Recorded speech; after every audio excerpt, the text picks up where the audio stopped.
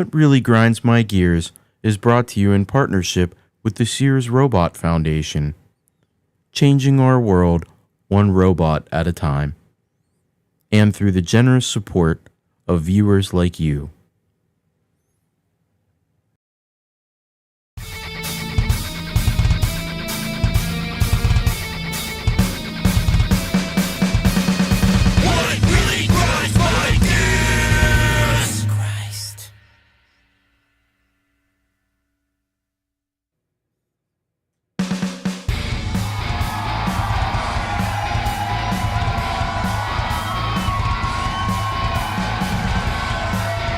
What's up, everyone?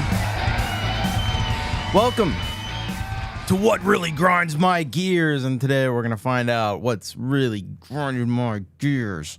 We got Leela here, one of our great mods, and did an excellent show before. Thanks for sending everybody over here. We got Tremor Bear in the house.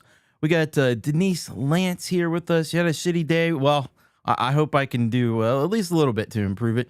Louis, good to see you. We got... my lovely wife from downstairs is here with us as well.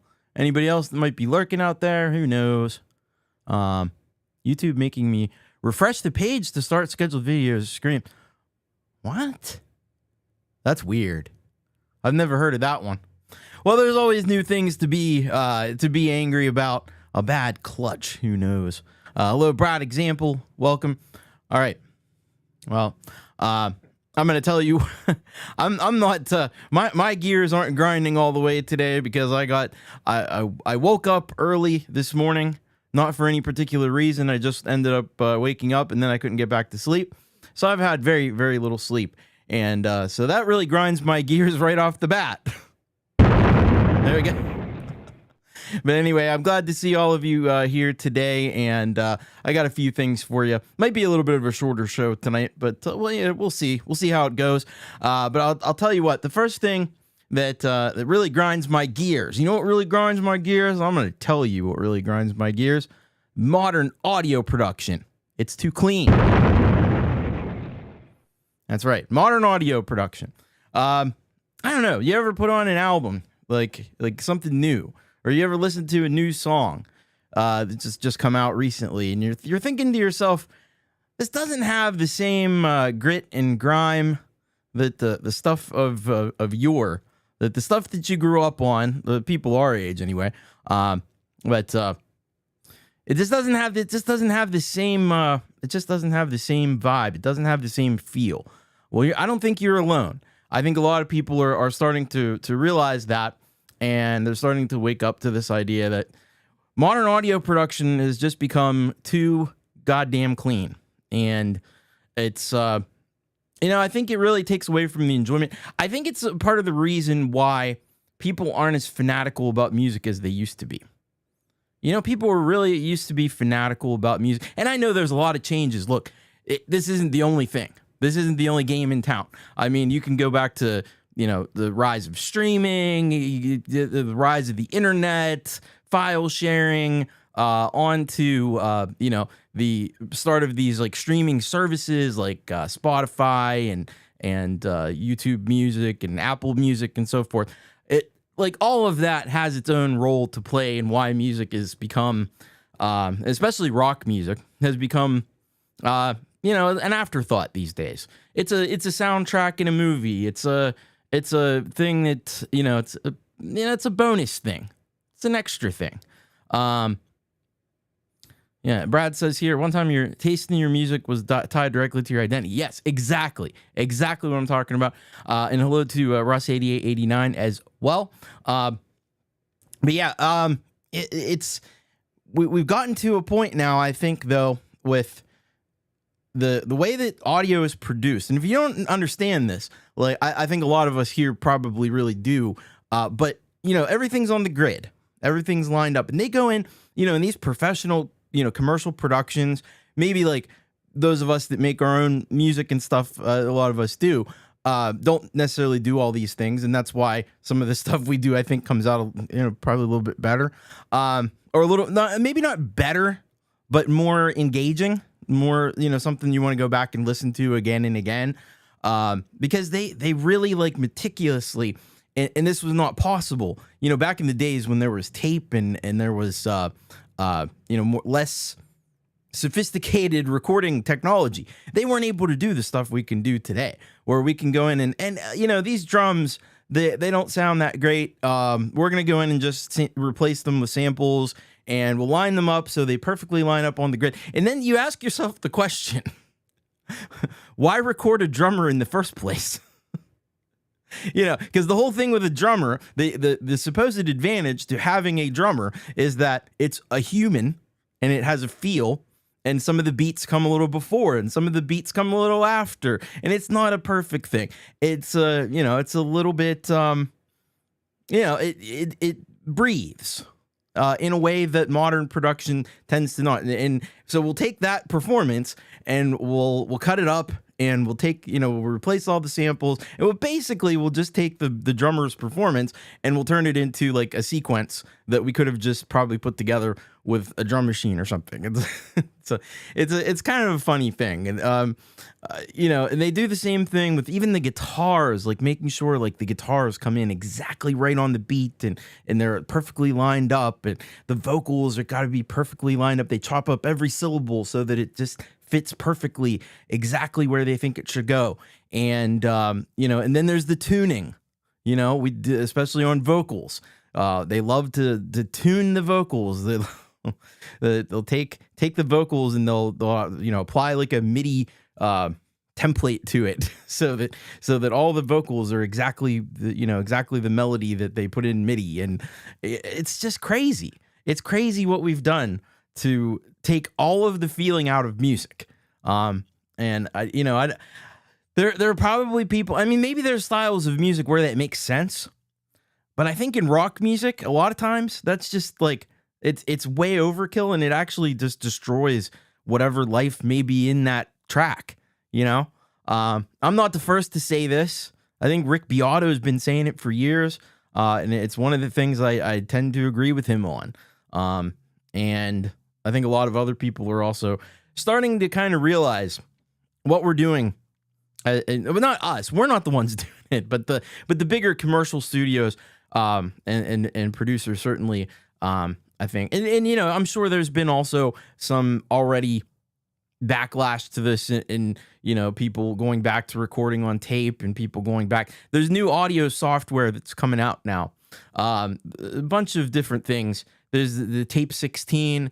There's another one where it emulates tape, and it emulates all of the idiosyncrasies and quirks of tape, because tape is it's a fussy thing. It's very expensive to get into, because it's not the standard format anymore. Leela says that's why I always put random shit in my music. Yeah. I think we as as independent musicians, as DIY musicians, we do this stuff better because we don't do all this extra, tedious, meticulous, making everything fit to this grid and making all the notes snap into place melodically and in terms of the time. We just don't do that. And I think we're the better for it. I mean, we even have people that do tracks without any kind of grid at all. And I think that's a great thing. I don't do that myself, but, certainly if you play an acoustic guitar and sing, there's no reason to put it on a grid. If you play a piano and sing, there's no reason to put that on a grid. It's going to be way better without it. It's going to be way better without it. Even if you have a drummer, if the drummer's pretty good at keeping time, so you got a decent drummer, there's no need to grid that either. Use that as your grid. Use the drummer's performance as your grid. And there were old tracks. They've done tests on like old tracks where the timing would fluctuate. It would get faster, slower in certain parts. Not by a lot. It's only a few BPM a minute. You don't even notice it when you're listening to it. To your ears, it sounds like it's all one tempo.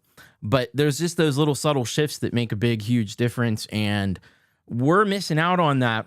I think in modern production, and it's done a real kind of disservice to to modern music, and I think it definitely plays a role in part of the reason why it's not breaking through the way it used to. Hello, Frank Terzo. Welcome. Imperfections are what makes sound so authentic, from slight timing shifts and cracking voice. Exactly. You got it. And I think that's why Frank's music is so great. He's got a new album coming out September 4th. So, but yeah, I think it's a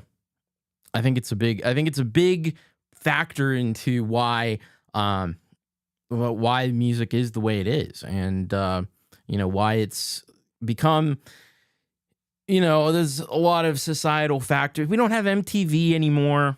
Yeah, that's a big part of it too. We don't have a lot. There's just a lot of factors that go into the reason that music has become devalued so much. But I think that's a part of it, because it just becomes another product then. Yeah, but you know what? But it's good imperfections. Hey, Gary Hubbs, good to see you, man. But yeah, these imperfections are what makes music work. Moses says, "I'm a master of imperfect." Well, see, that's a great thing. But we talk about that as if it were a negative, or as if it were a bad thing. But it's not. It's not. It's a positive, and it just goes to show what you put in there. All right. Well, I think I'm going to move on to the next topic. This one's more of a fun one, but it's something that grinds my gears as a fan of cherry candies. Why are there so few of them? Cherry candies, the best and the least. Oh, hey, E. Urban, good to see you. You're talking about my newest band, The Imperfections.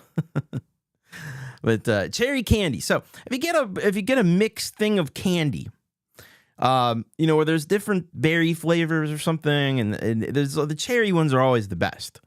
We all know this. It's I think that's common knowledge. So why is it always the one that there's the least of? It seems like if most people like the cherry candy, and there's a whole bunch of different flavors, cherry should be well represented there, but it isn't. It's like the cherry candies are like some kind of scarce resource or something. We can't give you too many cherry candy, because if there's too many cherry flavor in there, if there's too many cherry flavored candies, like I guess the dyes and the flavorings, they must be more expensive for cherry. I don't know. Oh yeah, it's what makes us buy more. Absolutely. It is a scam. It is a scam. Yeah, cherry sometimes tastes like Robitussin, but my wife, she can vouch. The lack of cherry candy is a recurring theme. Yeah. Leela says, I like cherry flavor, but the cherries in stuff is fucking disgusting. I don't know. Jade Star says, no. I could never figure out when I lived in America why you clowns love cherry. No, cherry's awesome. Are you kidding me? Are you kidding me? Are you kidding me right now? What flavor? What flavor is good? Grape? Grape's not good. Grape never even tastes like grape. Then you have orange, and orange is okay. It's like, that's the one I'll go to after all the cherries is gone. Then you have cherry's not your fave, Charmer Bear. And she's my cherry pie. Raspberry. Oh, we don't even always get raspberry. That's like that's the fancy one. Grape is not a flavor, it's a color. Yeah. But it never tastes anything like grape. I do know the story with grape though. See, grape flavoring, and I don't know if this is the same worldwide, but grape flavoring is based on Concord grapes, which are not Vitis vinifera. They are the I forget what the name of it is, but they're the Americanized. They're the American grapes, native grapes that grew here in America, and they have they call it foxiness. So cherries, anus, cherry and blue raspberry. Okay, pineapple. Oh, I don't know about that one. Grape tastes like purple. Yeah. There's a really good German hard candy that is cherry flavored. It's good. Yeah. One of my favorites is the cherry slices. I love the cherry slices with the with a little bit of sugar on them. Those things are, if you get them when they're good and soft, sometimes they're a little too chewy, but if you get them when they're good and soft, if they're actually fresh, they can be really, really good. And then you can just buy a whole bag of that and you don't have to worry about the other stuff.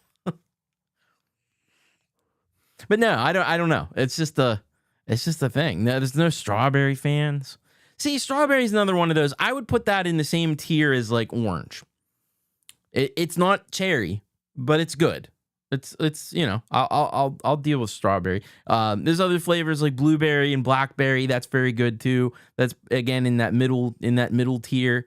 And then the bottom tier for me is like grape and E.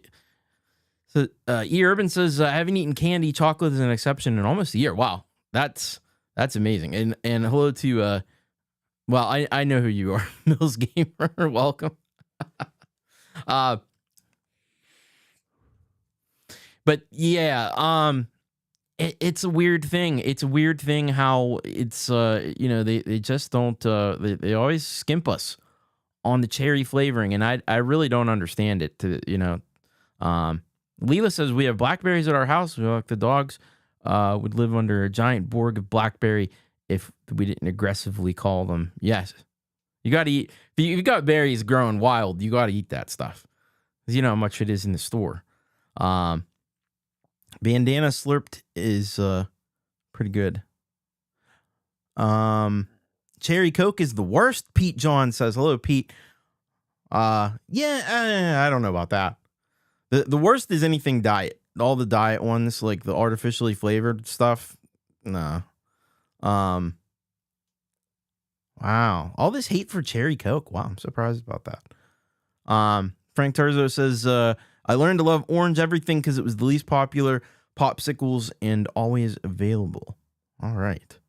Yeah, I mean, yeah, orange is kind of like that. It's the fallback flavor. Cherry cough drops. I might have a large stash of cherry cough drops right over there. No durian candy. Yeah, that's. I've never tried durian, and being that if you watched last week's show and you found out how I feel about onion, which durian has a strong onion flavor, then you probably guess what my feelings are on durian, or what it would be if it actually tastes the way that people describe it. If it tastes like onion, I'm not gonna like it. So yeah, I don't know. I don't know what we got to do. We got to do something to get these companies to invest more in cherry candy. But we need more cherries in there, and certainly less of whatever else is in there. I think it's also got magic mushroom. It might. So yeah, that's just a little fun. That's just a little fun one right there. Anyway, I think yes, right to your congressman. Get my alderman on the phone. We need to pass legislation regarding cherry candies. We need to increase the amount. Right now, it's just not cutting it, and we got to do better for the American people and the citizens of the world. And yeah, do what Frank Terzo says. Smash that like. Thank you, Frank. All right, we're gonna go to our next topic, and that is one that I think we'll probably all agree on. This one, I think, money. Money is a silly concept. There was a point in time in the history of human culture, where we decided that a piece of paper or a piece of metal made into a circle has a value much beyond what its actual value is as an item. And I think it was a really silly idea. I was really inspired on this one because I was watching there's an old Italian guy that lived here in Pittsburgh, and he had a store, and he was very well known. And I watched an interview with this guy, and he was talking about when he was over in Italy, like you go to like the doctor and for your bill for the doctor, which I guess they didn't have, probably back then. This is almost a century ago.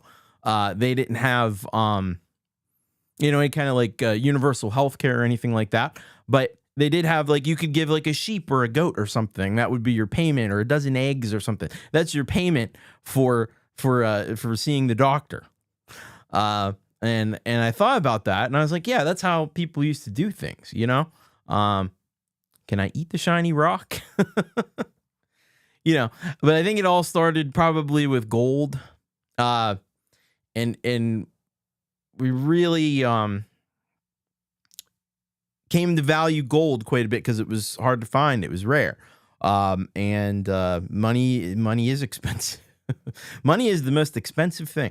Yeah, and then it just kind of evolved into this whole idea that, like, we would give pieces of paper to people, and pieces of coins and pieces of paper, and ultimately, like, now it's all electronic. It's just ones and zeros in a machine. I think it was teeth.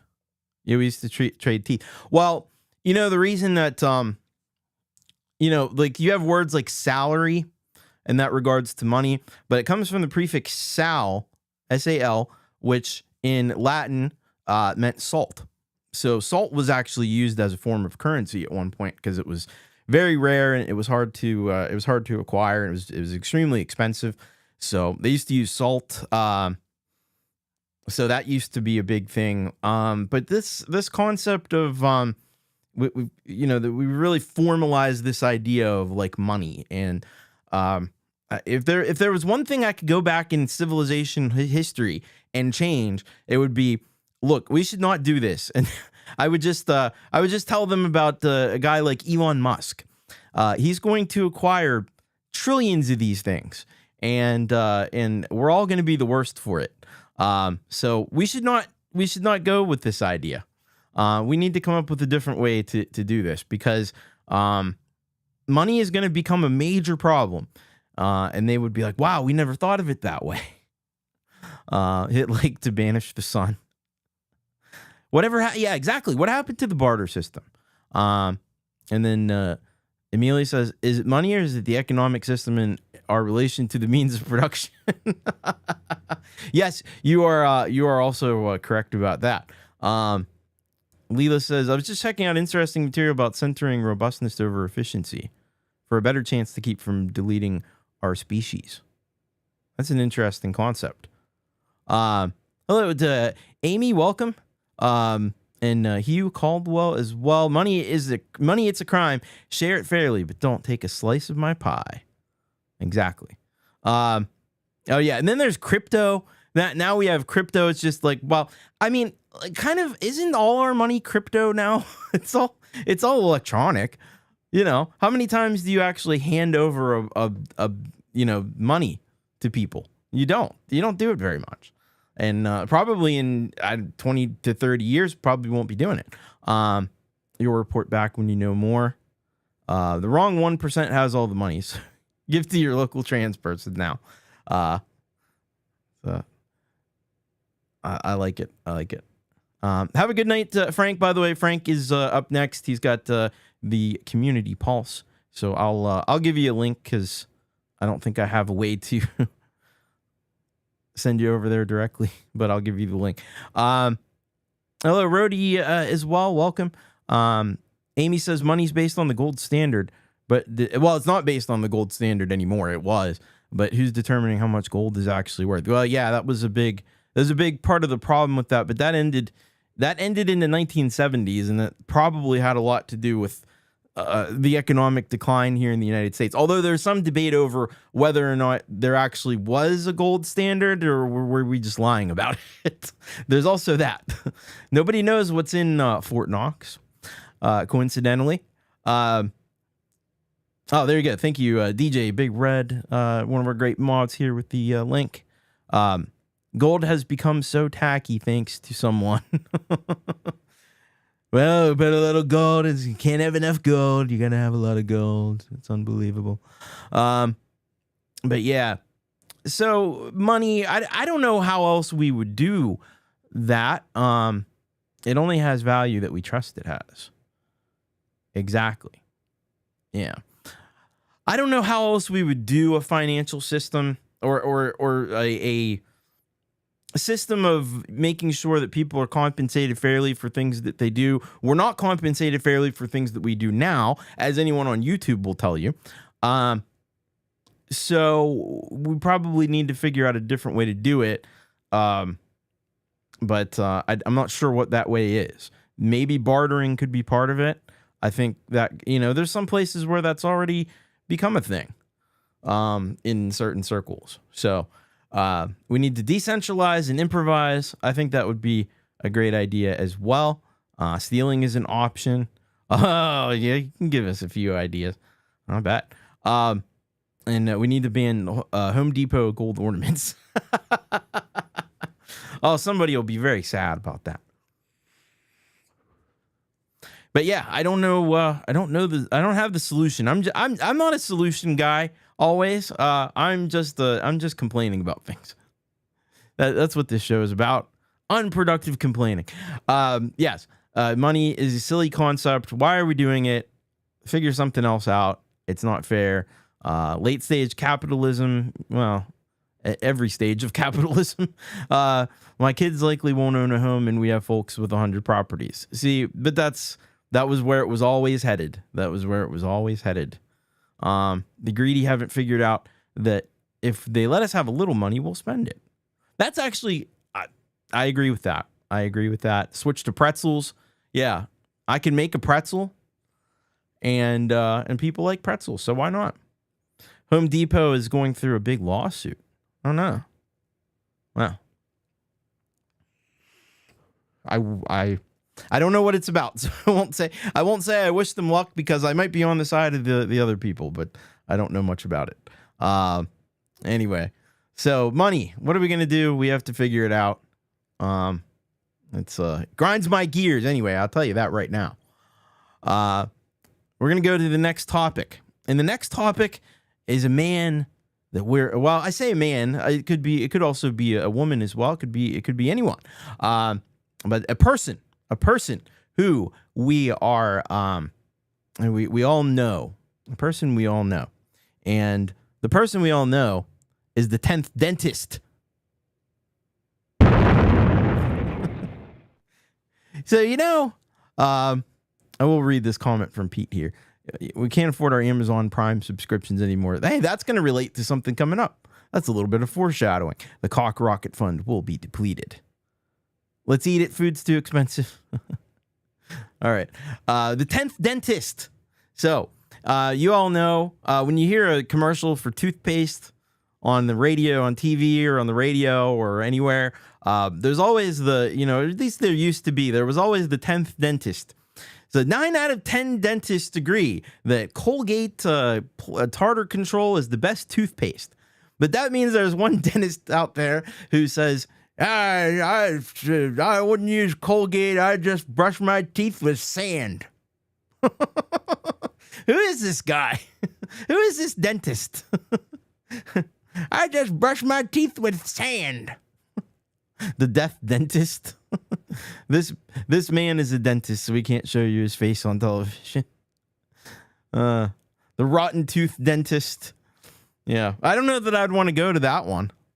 That means that there's 10 out of 100 dentists that are the ones that are saying no to the things that all the other dentists are saying yes to, and I don't really understand why. This dentist doesn't get more. I think they should take this dentist license away. Like the 10th dentist. That's me. Jenny. Hello to Jenny, by the way. Said hello, then got pulled away. Sorry about that. That's fine. Well, you might think, well, it's a trivial thing. But, that I say we give the 10th dentist a full cavity search. Yeah, we got to figure out who this dentist is, and make sure that they're not destroying people's teeth, because it doesn't seem like doesn't Don Janice work in dentistry? I hope not. I hope it's nobody we know. I hope it's nobody we know that's the one dentist that's always like poo-pooing everything. Or maybe it turns out that the one dentist knows something we don't know. And that's also an interesting probability. But he should share, or he or she or they should share whatever they know about the toothpastes and things that we're not thinking about, because maybe we could all learn. Maybe we're all misinformed. You can tell them in a lineup when they smile. Yeah. Well, I mean, they're brushing their teeth with sand, I just take some rocks and just roll them over my teeth. I don't know. I don't use that toothpaste stuff. Don't let them rip you off. But yeah, I don't know. I don't know. There's always the naysayer, isn't there? He's the dentist that gives you candy after you visit. Yeah. Yeah, never trust the dentist that gives you candy. They're supposed to tell you not to eat candy. You're going to eat the candy anyway. You're going to eat the cherry candy that they don't give you enough of, but they're supposed to tell you not to do it. They're supposed to tell you not to do it. And so, yeah, I think we should be a lot more suspect of the 10th dentist. Darth Vader was right. I hate Sang.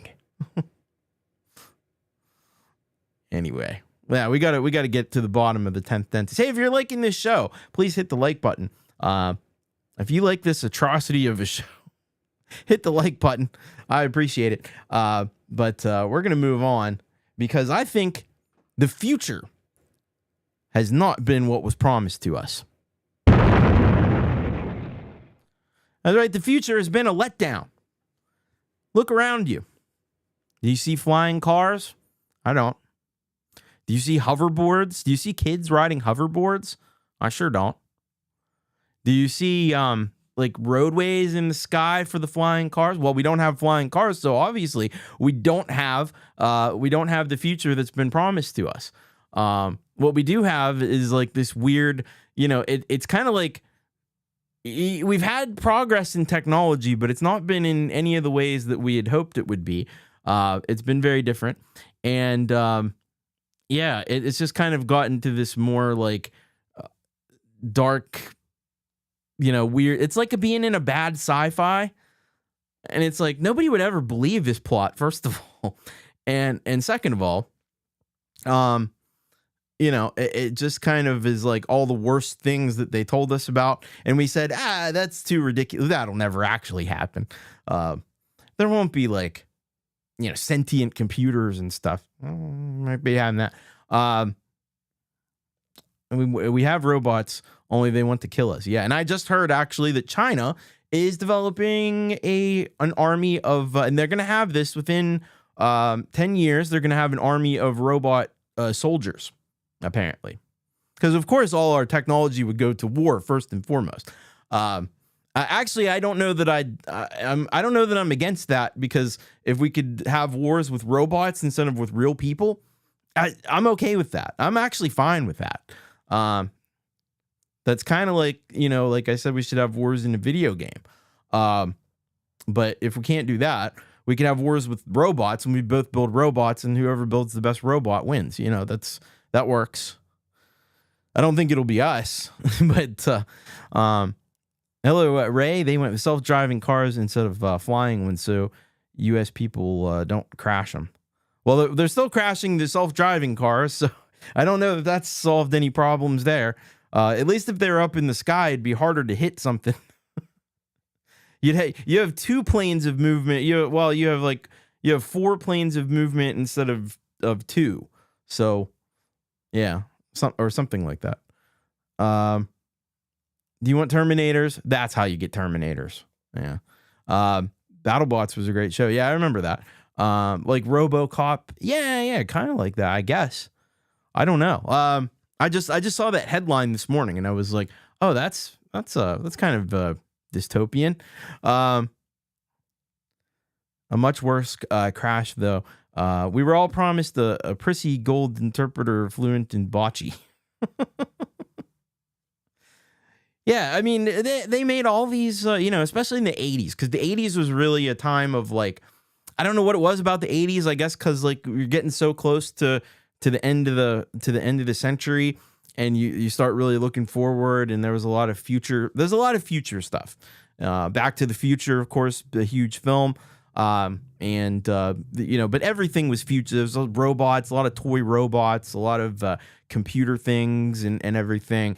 And everything just seemed geared. And even the music seemed really geared towards, hello, Jamie. Welcome. Good to see you. But even the music in the 80s like seemed really focused on the future. And but they made it sound like it was going to be really, really cool. I wish we could have the 1980s future now. I think would be a lot better off. But unfortunately, we did not get that future. We didn't get max headroom and all that kind of stuff. We got, we got AI. Man, if they put that in a movie, if you could go back in time and you could travel back to the 1980s and you could make a movie about the future today as it actually exists as a sci-fi movie, they would be like, this sucks. I don't want this. Nobody would watch it. We were probably, Huey Lewis. I don't know. Aliens were big too.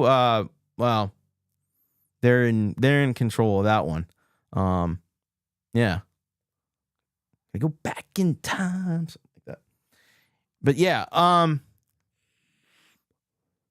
I just need we need to figure out.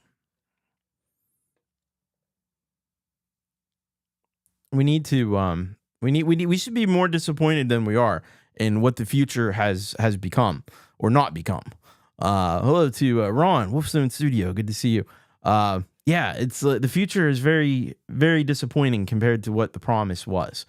There's a lot of hope for the future, a lot of big dreams, a lot of big ideas, and not a lot of them have happened. I think the one thing that maybe people got right was having little like tablets and things where people could communicate and stuff. I think people did see that one coming a little bit, like mini computers and things. Like we have the iPads and iPhones and smartphones and all that stuff. But the food replicator, the future was so bright. I need shades. I know. And then I'm looking at it and it's not even bright enough for regular glasses or transition lenses. I don't know. So the future has been a bit of a letdown, and I think we should be disappointed in that. All right, we're gonna go on to our next topic here today. This is one that affects musicians, and I think a lot of you will know, have personal experience with this. Cheap gear on Amazon. Don't buy it. All right, so Amazon. Amazon has a lot of musical equipment on it. And a lot of this stuff you should not buy. There's a lot of things with really great price tags and really looks very attractive. And it has no name brands. Pete says, I'm probably too positive. I'm kind of blown away with how cool it is to live in the future. Yeah, I don't know, Pete. Are you looking around? Yeah, there is some cool stuff, but there's a lot that's not so cool. But anyway, so we're going to take a look here right now. This is Amazon. I just put in podcast mixer. Let's see what comes up. There's the Maono. They got the Ono part right. AME2 audio interface. $130 for that too. This Maono. What is the Maono? I don't know. Then we have stuff. This is all, Zoom and Rode and stuff. So that's pretty. And then we get down here, and this one is the Fifine gaming audio mixer. You know what? It's not great, but it is fine. I don't know about that one. I wouldn't buy that. Let's just keep scrolling down and see what's Rockville Rock Mix. Oh, I bet that's quality. Don't buy the Focus Wrong Charlotte. And you got to watch out for that. I know the $15 condenser mic looks so cool. It does. The 10 lamp G10 creator mixer bundle with microphone for streaming, studio quality sound. I bet. What else do we have? The Tonor podcast equipment bundle for $39.99. When you see everything else is like, $100, $200, and this one's $39.99, that's when you really got to be, and when you see the Tonor name, you know that the mediocrity is at hand, and that's probably being too generous. That bestseller mixer pack looks too good to be true. I know. Well, a lot of this stuff is too good to be true. That's the thing with it. There's Fafine again. We're all Fafine. Everything is Fafine. And 10 lamp. Big hitters in the now we're down to the FAC Mogu F998 live sound card audio mixer, and it's got a lot of buttons on there. Who knows what they even do anything? Yeah. So we're scrolling down, and other, you see the big names. There's Zoom and Yamaha and Rode, and then there's Burvo Mussy. What is a Burvo Mussy? Burvo Mussy podcast equipment bundle for $2. Oh, it's a bundle. It's a couples bundle. It's for $2. So if you FAC Mogo to you too. Yeah, I know. Burvo Mussy. You gotta love Burvo Mussy. Oh my God, they have a Burvo Mussy store. I just want to see the Burvo Mussy store. There it is. Burvo Mussy. What is that? And they have this thing that doesn't even have a picture. And then they have the podcast equipment bundle, and then the $49 podcast equipment bundle and the $39 podcast equipment bundle. So this is high quality. Atoms 400 to 900 super high quality. Always the best microphone, but no problem. I promise. $29. Yeah, this is something. They have stores to make them look legitimate. This is wild. I knew it'd be fun to just look at this stuff. Let's see. We'll go one more page. There's Movo. Oh, Movo. Yeah, well, that's $399. Jeez, that may actually be some. I don't. RHM X7. Okay. Oh, then there's ones, they don't even have a name on this one. It's just gaming audio mixer, audio interface. Who is this even by? Melangshi.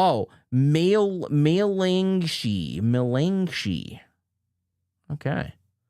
Look at that. It's got microphone, accompany, speaker, and headset, as you would on these things. And there's a electronic music button. There's an electronic music button.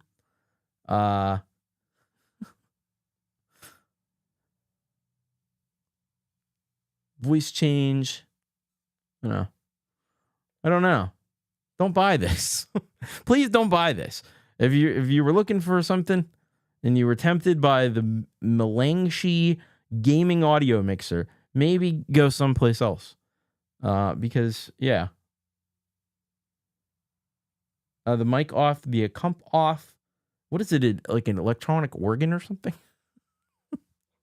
It's got the accompaniment. Like, is it like one of those toy keyboards?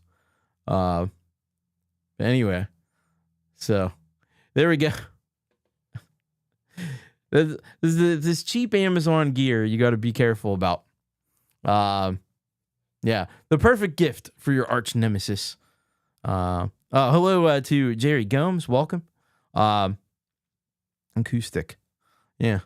So that's some stuff. Just a little consumer advisory for you. Don't buy the cheap no-name gear on Amazon. Don't buy Burvo Burvo Mussy or whatever that is. I almost called it Burvo. Well, they won't go. Anyway. Yeah, don't buy it. Anyway. All right.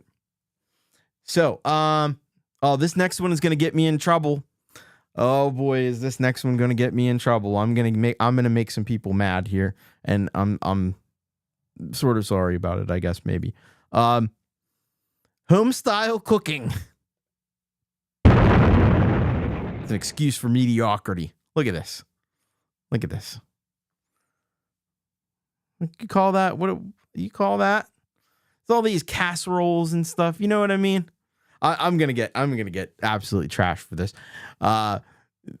This is not. I don't know. This is not good. This is not what we want. You know, you ever have that stuff? You know, there's diners like Greasy Spoon diners and stuff, and yeah, I know some of it's good and some of it's, you know, very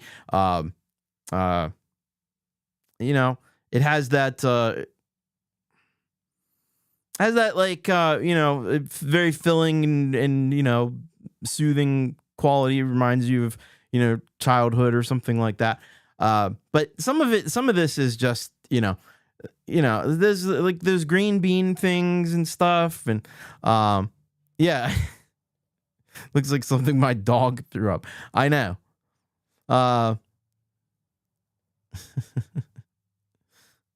But I'm telling you, his home style cooking is an excuse for mediocrity, and we shouldn't stand for it.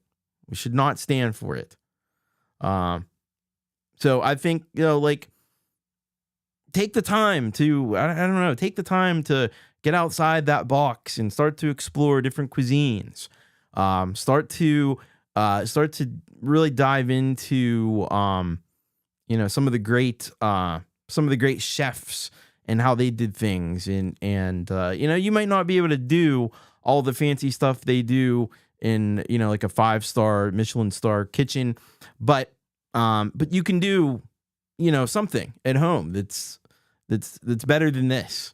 And I hope you do. I hope you explore that route, and I hope we stand for this kind of thing a little bit less. You know, the one time when this is acceptable is like on like Thanksgiving or Christmas, you know, and you have all this stuff. Okay, that's fair enough. Fair enough. I'd love to see that elevated as well, but no, I'll be going to Cracker Barrel. Alton Brown is my culinary hero. Yes, Alton Brown. Alton Brown's legit. I can cook better than Mickey D's, Burger King, Arby's, etc. But yeah, this like home style, I don't know. And what inspired this was I saw an article earlier today where it was just going through like 40 foods from the past or something that nobody makes anymore. And I'm looking at them and I'm like, well, yeah, nobody makes it because it's gross. They had like, remember those things? Oh God, this was horrific. Remember they used to make like those Jello things with all kinds of, you know, but there was like savory Jello stuff, like those, you know, with like olives and meat and stuff in it. Aspic. Yeah, you got the ass part right. That stuff was vile. Who wants like a savory Jello? I don't. That was popular for way too long. It was like 20 or 30 years there where we were tied up in Jello stuff. All the old ladies out there were cooking the Jello thing, and then there's like those salads. I'm not really big on those salads, like pasta salad. You know, there's a lot of mayonnaise and stuff in there. I don't know. There's just something about it because it's all one color, and I think that bothers me more than anything. There's usually onion in it too. Oh yeah, Wendy's was amazing. Thank goodness my wife is an excellent cooker. It'd be TV dinners. You got very lucky there. But yeah, it's like, and then there were like those weird like fruit salads and stuff. You know, they were weird. That sometimes everything had mayonnaise in it for some reason. Like even the desserts had mayonnaise in it. I'd be like, oh yeah, this we made this cake and it has mayonnaise in it. It's like, some things shouldn't have mayonnaise. Mayonnaise is good. Mayonnaise has its uses. It's great on a sandwich. But yeah, like those Waldorf salads. I don't know. I don't know what people were thinking with some of that stuff. Yeah, I mean, yeah, there's better pasta salads out there with, but that's the thing. You can elevate these things. You can make them special. Yeah, I mean, I like mayo in its place. I just don't know that mayo needs to be in like everything. And oh my God, they put mayo in. They find a way to put mayo in anything you could think of, and Jade Star says, can we put an end to White Castle? That shite went straight through me. They look so cute going. Yeah. White Castle. Well, my problem with White Castle, they put onions on their sliders. No, they put them in. It's actually in the meat, I think. They put onions like in the meat and on top of it. So, no. Sour cream pie. Yeah, it's just weird stuff like that. It sounds like, you know what a lot of it is like? It's like when you're a kid and you're in the kitchen and you just start like mixing weird stuff together. Every kid does this. They go in the kitchen and the parents get pissed off because you just wasted a whole bunch of food. But you've made something. You just put a bunch of crap into a bowl and stirred it up. And that's what some of this stuff was like. And it was like, what the hell? I think we need to move past that. I don't know. I think it's time. Yeah, I'll go on. Oh goodness, cottage cheese loaf. I'm already feeling some kind of way just reading about that. Cottage cheese in and of itself. I was I am plant-based now, but when I did eat cheese, I loved cheese, but the one cheese that I did not like was cottage cheese because it just had that weird consistency. It was like watery, but it had those little like balls of whey or whatever in it. I don't know. Yeah, it is bum gum. A lot of this stuff is bum gum. Let's be perfectly honest. Good curry is next. Oh, curry. Oh my goodness, curry is amazing. It's phenomenal. All right, yeah. Don't forget the thumb. All right, we're gonna go to this last one. I've been working on an album for about a year now, and I feel like I'm never gonna get it done. And it grinds my gears because the songs are really good. But the thing is that I need some kind of visual presentation and I want it to look a little bit better. I don't want it to just me in front of a green screen or whatever. And that's what's frustrating me. And I don't, I'm not even looking for assistance or anything necessarily, but it's just a frustrating thing. And I just have to say frustrated with it because, yeah, it feels like it's never going to get done. And I don't like that. Yeah. Finished albums can fuck off. No, I want it done. I want it to be done. It just isn't. And it's, it's just all these little things. It's all these little things you got to do. I wish you could just like make the music and just put it out there. But it's not that easy. You got to have a whole branding thing. It's got to be this whole thing because it's 2026. We don't just put the album in a CD case and put it out in the store. You got to, there's got to be video component, visual, everything. And I see people doing such great stuff on my show and on Pete John's show, your Music Live, and on my show, You Rock TV Live. I see people doing such great stuff. And it's like, man, the bar is up here. You know what I'm saying? Jade knows about it. Finnish albums. The Finns can rock. Oh yeah, Emp, absolutely. Yeah, music, lyric vids, yeah, all that stuff. Anyway, that's another thing I'm just bitching about because I need to bitch about it. All right, we're gonna wrap things up for today. It looks like we're just about there. I'm gonna give you a recommended. I'm gonna give you a recommended channel because I always do. If I can find my mouse cursor, there it goes. All right. So my recommended channel for today is Guga Foods. You ever watch the Guga Foods? You got to check it out. So this is a guy, Guga. He's Brazilian American. He's been doing these channels. So he actually started off, I think, with he has two other channels. He has a sous vide everything channel, which I agree 100% with the premise on that. He has another one that's just called Guga, but this is the main one. It's Guga Foods, and here it is. And this is what this guy does. He does a lot of different shows, videos about food and stuff. But the big thing that he does is he takes steak, and he does just insane things with steak. So he'll take, I aged steak in the world's rarest honey. Or he'll do, let's see what else we can find. These are the best ones. I soak steaks in hoisin for months, ate it. I'm speechless. I soak steaks in sesame oil for months and ate it. I cook steak with 1,000 garlic cloves. Finally tried the 2-year mother steak. So this is dry aged steak for 2 years. And the thing is, so like I mentioned just a moment ago, I'm plant-based. I don't even necessarily eat this stuff, but it's endlessly fascinating to me. It's endlessly fascinating because like it's just so over the top, and it's a lot of fun. And Pete says, love good food channels. It's weird because I'm vegan, but I love watching people eat burgers. Yeah, me too.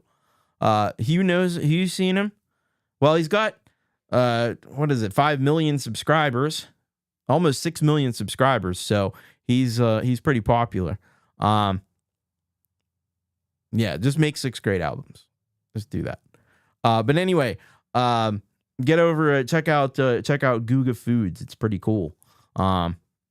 Pretty easy to find too, because it's Guga Foods.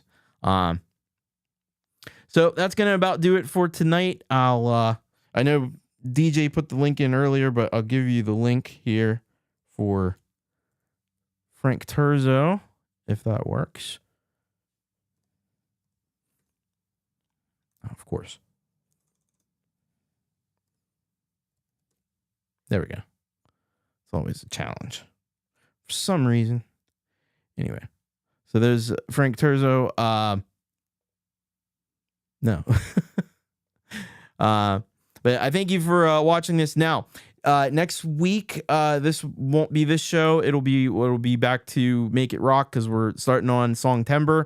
So there's a lot of Songtember stuff coming up. But tomorrow, so you got Frank Turzo tonight. Tomorrow you've got Leela doing the Fur and Frets live performance. Then I've got You Rock TV live that'll be Wednesday. No, tomorrow. What am I talking about? Tomorrow, Leela will be doing the midweek chill. You got Jade Star doing Tech Titties, and then you've got Russ 8889 doing his radio premiere. And then after that, you've got on Wednesday, Leela will be doing Fur and Frets, and then I'll be doing You Rock TV live. You can still send your tracks in. Still need you to send those in. urock.thomaschrist.net. And then on Thursday you'll have Jade Star with the interview. I believe she's got Cemetery Poet this week. And then Friday, of course, you'll have the